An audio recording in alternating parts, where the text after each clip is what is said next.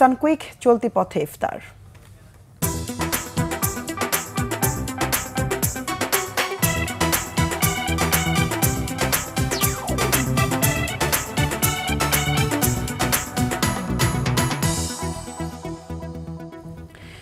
চলতি পথে সড়ক মহাসড়কে ইফতার সারতে হয় রোজাদার অনেককেই।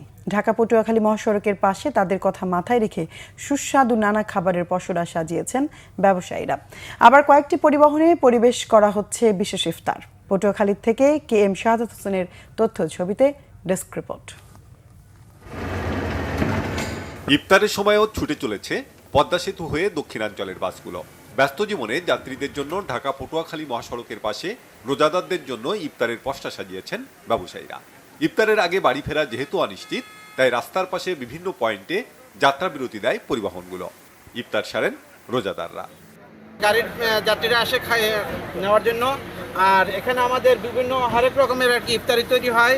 তার ভিতরে আছে আপনার মোরগ পোলাও, কাচ্চি বিরিয়ানি, শাহী হালিম, তারপর আছে চিকেন ফ্রাই, তারপরে শর্মা কাবাব, চিকেন কাবাব, হারিয়ানি, তারপরে আছে আপনার আলুর চপ, পেঁয়াজু, বেগুনি, তারপরে শাহী জিলাপি, বম্বে জিলাপি, রেশমি জিলাপি, তারপরে আছে আপনার বুরিন্দা, জর্দা আছে 2 রকমের।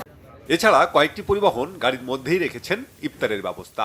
চলন্ত গাড়িতে বসেই ইফতার সেরে নেয়ার বিশেষ এ আয়োজনে বেশ খুশি যাত্রীরা।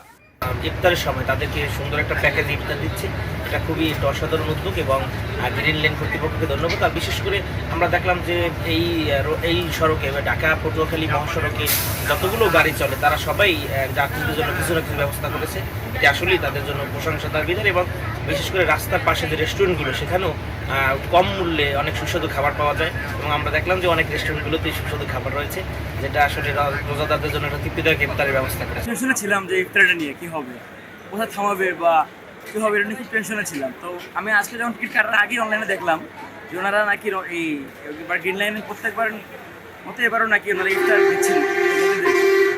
ভালো একটা আমাদের জন্য স্বস্তি হলো, কারণ ওরা কোথায় থামাবে, কোথায় ইফতার করবে, কারণ সারাদিন জার্নি করার পরে খুব টেনশন থাকে বিষয়টা নিয়ে।